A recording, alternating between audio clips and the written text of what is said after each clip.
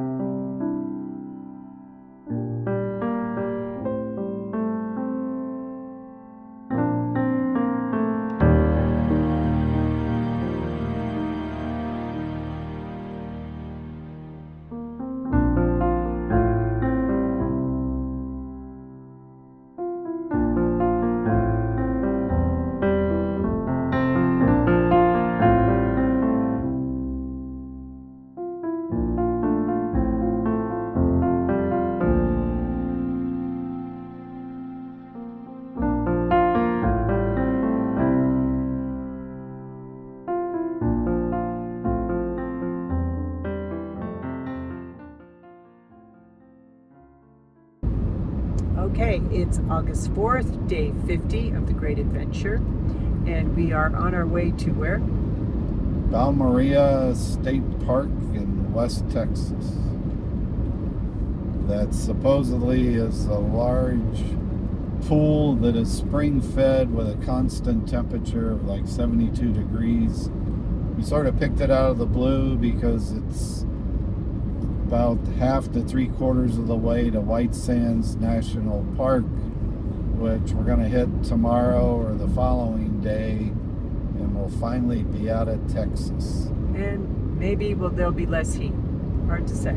We left NOLA, went to San Antonio, visited the Alamo, which was pretty cool.